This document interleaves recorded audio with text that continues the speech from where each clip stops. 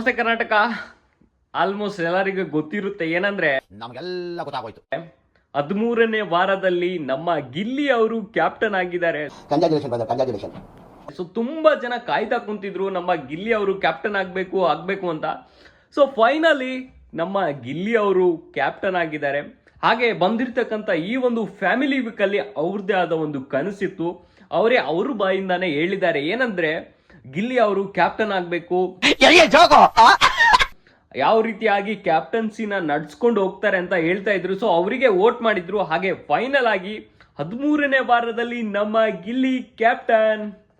ಹಾಗೆ ಯಾರಿಗೆಲ್ಲ ನಮ್ಮ ಗಿಲ್ಲಿ ಅವರ ಒಂದು ಕ್ಯಾಪ್ಟನ್ಸಿ ಇಷ್ಟ ಆಯ್ತು ಅಂತ ಕಮೆಂಟ್ ಮಾಡಿ. ಹಾಗೆ ಸಾಕಷ್ಟು ಜನ ಗಿಲ್ಲಿ ಕ್ಯಾಪ್ಟನ್ ಆಗಿಲ್ಲ ಅಂತ ಪಾಪ ತುಂಬಾ ಬೇಜಾರಾಗಿದ್ರು.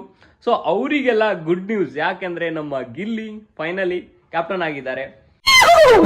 ಹಾಗೆ ಮತ್ತೊಂದೇನಂದ್ರೆ, ಇನ್ನೇನು ಎಲ್ಲರಿಗೆ ಆಸೆ ಇತ್ತು ನಮ್ಮ ಗಿಲ್ಲಿ ಅವರು ಕ್ಯಾಪ್ಟನ್ ಆಗ್ಬೇಕಂತ. ಸೊ ಕಣ್ತುಂಬ ಈ ವಾರ ಅಂತೂ ನೋಡ್ಕೊಂಬಿಡಿ.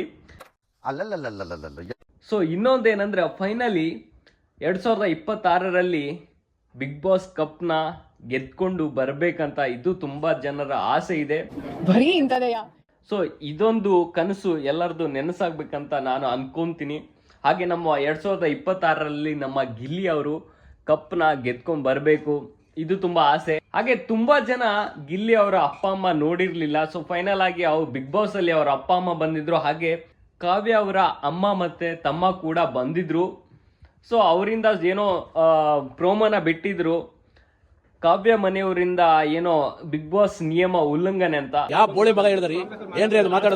ಸೊ ಅದೇನಂದ್ರೆ, ಅವರು ಬಿಗ್ ಬಾಸ್ಗೆ ಎಂಟ್ರಿ ಕೊಡೋದಕ್ಕಿಂತ ಮುಂಚೆ ಅವ್ರಿಗೆ ಎಕ್ಸ್ಪ್ಲೇನ್ ಮಾಡಿರ್ತಾರೆ, ಏನಂದ್ರೆ ಹೊರಗಡೆ ಏನು ನಡೆದಿದ್ದು ಅವರಿಗೆ ಹೇಳ್ಬಾರ್ದು ಹಾಗೆ ಹೀಗೆ ಅಂತ.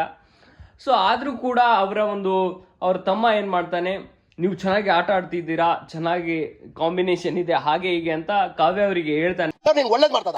ಸೊ ಇದೇ ಒಂದು ಬಿಗ್ ಬಾಸ್ ನಿಯಮನ ಉಲ್ಲಂಘನೆ ಮಾಡಿದ್ದಾರೆ ಅಂತ ಬಿಗ್ ಬಾಸ್ ಅವರು ಪ್ರೋಮೋ ಬಿಟ್ಟಿದ್ದು.